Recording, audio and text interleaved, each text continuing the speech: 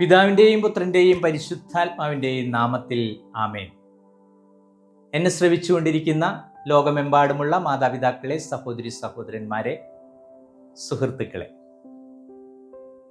Self കോൺഫിഡൻസും നമ്മുടെ body ലാംഗ്വേജും തമ്മിൽ എന്തെങ്കിലും ബന്ധമുണ്ടോ എന്ന് ഒന്ന് ചിന്തിക്കുവാൻ വേണ്ടിയായിട്ടാണ് നമ്മൾ ഈ ക്ലാസ് ഉപയോഗിക്കുന്നത്. എല്ലാവർക്കും സ്വാഗതം.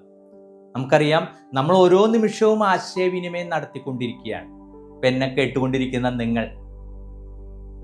നിങ്ങൾ എൻ്റെ ആശയങ്ങൾ മനസ്സിലാക്കുകയാണ്.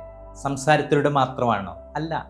എൻ്റെ നോട്ടം, എൻ്റെ ഭാവം, ഞാൻ പുഞ്ചിരിക്കുന്നുണ്ടെങ്കിൽ എൻ്റെ പുഞ്ചിരി, എൻ്റെ കണ്ണുകളുടെ ചലനങ്ങൾ, എൻ്റെ കൈകളുടെ ഇതോരോന്നും ഒരുപാട് കാര്യങ്ങൾ നിങ്ങളിലേക്ക് കമ്മ്യൂണിക്കേറ്റ് ചെയ്യപ്പെടുന്നുണ്ട്. നമുക്കറിയാം, സംസാരത്തിലൂടെ നമ്മൾ കൊടുക്കുന്ന ആശയവിനിമയം 40% ഉള്ളൂ എന്നാണ് ശാസ്ത്രം പറയുന്നത്. ബാക്കി 60% നമ്മുടെ നോട്ടത്തിലൂടെ, നമ്മുടെ ഭാവത്തിലൂടെ, നമ്മുടെ കൈകളുടെ ചലനങ്ങളിലൂടെ, നമ്മുടെ കാലുകളുടെ ചലനങ്ങളിലൂടെയൊക്കെയാണ് നടന്നുകൊണ്ടിരിക്കുന്നത്. അപ്പോൾ ഒരു കൊച്ചുകുട്ടിയെ എടുത്തു നോക്കിയേ. ആ കൊച്ചുകുട്ടിയെ അമ്മയെ ഒന്ന് നോക്കുമ്പോൾ അമ്മയ്ക്ക് മനസ്സിലാകുകയാണ് ആ കുട്ടിക്ക് വിശന്നിട്ടാണോ അതോ കുട്ടി എടുക്കാനാണോ എന്ന്. ഇതാണ് ആശയവിനിമയത്തിൻ്റെ ബോഡി ലാംഗ്വേജിൻ്റെ പ്രത്യേകത. ഇപ്പം നമ്മളൊരു സമൂഹത്തിൽ ഭയങ്കരമായിട്ട് ഒരു കളി നടന്നുകൊണ്ടിരിക്കുന്നു. ഇപ്പോൾ വേൾഡ് കപ്പൊക്കെ നടന്നുകൊണ്ടിരിക്കുകയല്ലേ. നമ്മൾക്ക് മനസ്സിലാകും അവിടുത്തെ അവരുടെ നോട്ടഭാവ പ്രകടനങ്ങൾ കാണുമ്പോൾ ഏത് ടീമാണ് ജയിക്കാനായിട്ട് അവരാഗ്രഹിക്കുന്നതെന്ന്. ഇതാണ് ബോഡി ലാംഗ്വേജിൻ്റെ ഒരു പ്രത്യേകത. ചിലപ്പോൾ ഇടുക്കിയായിരിക്കും, കട്ടിലുമേ അല്ലെങ്കിൽ ചുമരുമയൊക്കെ ഇടുക്കിയായിരിക്കും. അപ്പോൾ അതിൻ്റെ അർത്ഥം എന്ന് വെച്ച് കഴിഞ്ഞാൽ അവരുദ്ദേശിക്കുന്ന വ്യക്തി ഗോൾ അടിച്ചില്ല എന്നുള്ളതാണ്. അപ്പോൾ അത് എത്രയോ ശക്തമാണ് നമ്മുടെ ബോഡി ലാംഗ്വേജ് നൽകുന്ന ആശയങ്ങളുടെ വിനിമയം എന്നൊന്ന് മനസ്സിലാക്കാനായിട്ട്. ഇത് നമ്മുടെ സെൽഫ് കോൺഫിഡൻസിന് ഒരുപാട് വളർത്തുന്നുണ്ട്. Body language 2 വിധമാകാം. വോളുണ്ടറി ആകാം, ഇൻവോളുണ്ടറി ആകാം. അതായത് നമ്മൾ അറിഞ്ഞുകൊണ്ട് ചെയ്യുന്നതാകാം, അറിയാതെ ചെയ്യുന്നതുമാകാം. ഇപ്പം അമ്മയെ പ്രീണിപ്പിക്കാൻ വേണ്ടി, പ്രീതിപ്പെടുത്താൻ വേണ്ടി ഒരു മകൻ ഇങ്ങനെ കരഞ്ഞോണൊക്കെ പറയണമെന്ന് വെച്ചോ, അതവൻ ബോധപൂർവം ചെയ്യുന്നതാണ്. അപ്പം അത് യഥാർത്ഥത്തിൽ ഒരു കബളിപ്പിക്കുന്ന ഒരു ബോഡി ലാംഗ്വേജാണ്.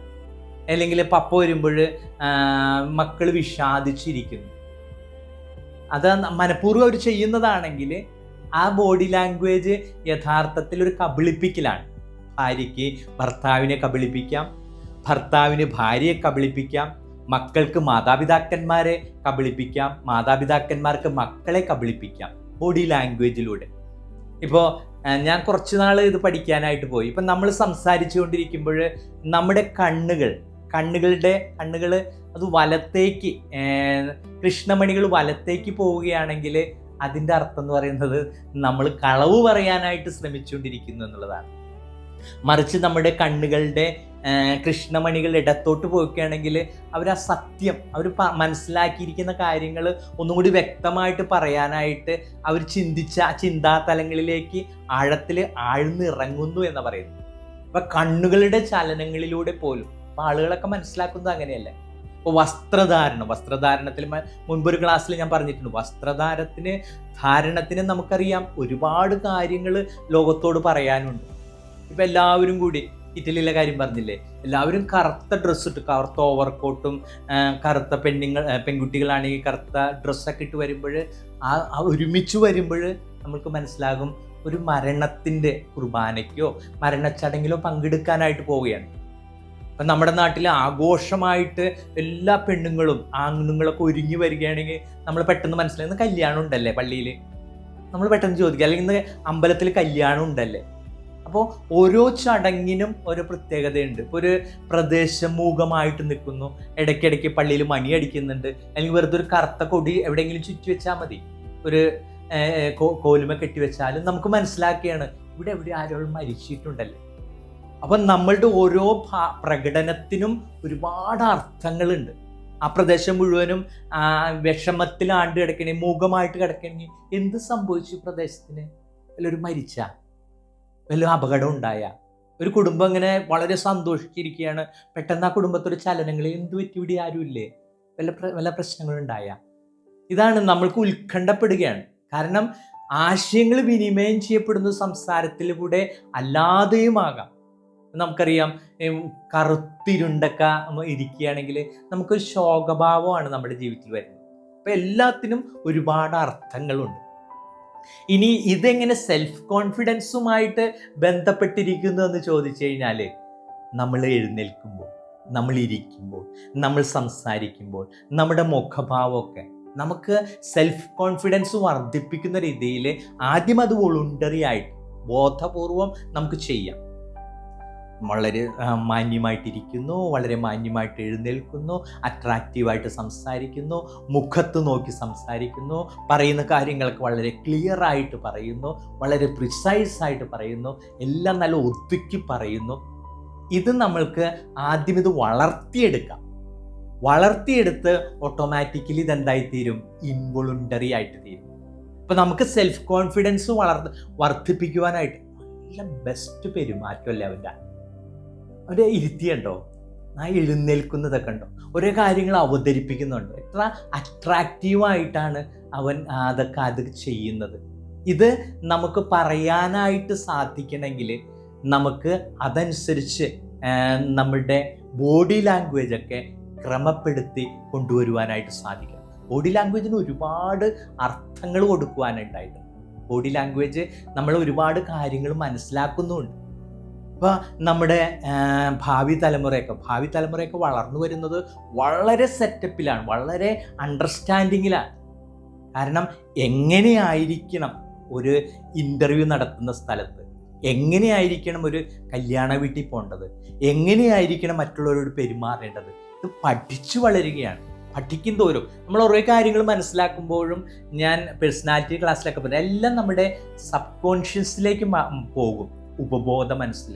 അത് റിപ്പീറ്റഡ് ആയിട്ട് നമ്മൾ ചെയ്തുകൊണ്ടിരിക്കുമ്പോൾ അതെന്തായിട്ട് തീരും?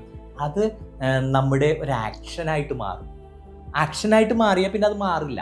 അതുകൊണ്ടാണ് നല്ല ശീലങ്ങൾ അത് റിപ്പീറ്റായിട്ട് പഠിക്കാനായിട്ട് കുട്ടികൾക്ക് പറ്റുന്നില്ല. റിപ്പീറ്റായിട്ട് ചെയ്തു നോക്കിക്കൊണ്ടിരുന്നൊക്കെ 4 മണിക്കൂർ പഠിക്കേണ്ട കുട്ടി 1 മണിക്കൂർ പഠിക്കുന്നുള്ളൂ, എനിക്ക് പഠിക്കാൻ കഴിവില്ല എന്ന് പറഞ്ഞ് അവൻ മാറി നിൽക്കുകയാണെങ്കിൽ, ഈ 4 മണിക്കൂറും അവൾ ഉപയോഗിച്ചുകൊണ്ടിരിക്കുകയാണെങ്കിൽ കാലക്രമത്തിൽ പഠനം അവൾക്ക് ശീലമായിട്ട് തീരും. പഠിക്കുന്ന കാര്യങ്ങളെല്ലാം ബോധ മനസ്സിൽ നിന്ന് ഉപബോധ മനസ്സിൽ പോയി കിടക്കും. ഇത് പരീക്ഷ എഴുതുമ്പോൾ ആ ഉപബോധ മനസ്സിൽ നിന്ന് ബോധ മനസ്സിലേക്ക് വരും. കൈകളിൽ കൊണ്ട് നമ്മൾ അതങ്ങ് എഴുതുന്നു.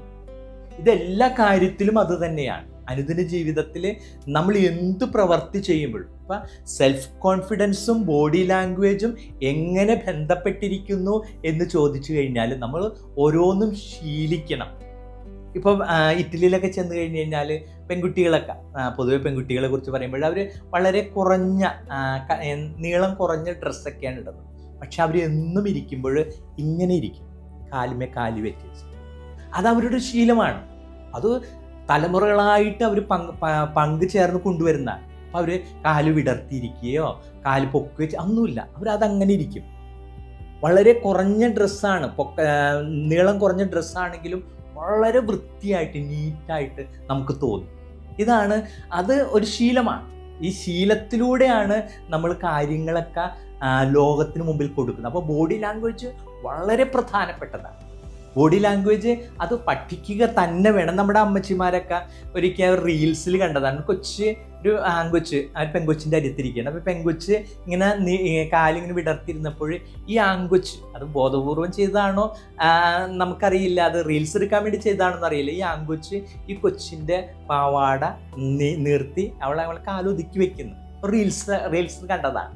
ഇതൊക്കെയാണ് അനുദിന ജീവിതത്തിൽ നമുക്ക് ഒരുപാട് ബോഡി ലാംഗ്വേജിലൂടെ ചിലപ്പോൾ മാതാപിതാക്കൾ പറഞ്ഞു കൊടുത്തതായിരിക്കാം, പെൺകൊച്ചുങ്ങൾ ഇങ്ങനെയായിരിക്കണം, ആൺകൊച്ചുങ്ങൾ ഇങ്ങനെയായിരിക്കണം. അപ്പം ബോഡി ലാംഗ്വേജിലൂടെ നമുക്ക് നമ്മുടെ ആത്മവിശ്വാസത്തെ വളർത്താനായിട്ട് സാധിക്കും, നമ്മുടെ ആത്മവിശ്വാസത്തെ ഉയർത്താനായിട്ട് സാധിക്കും.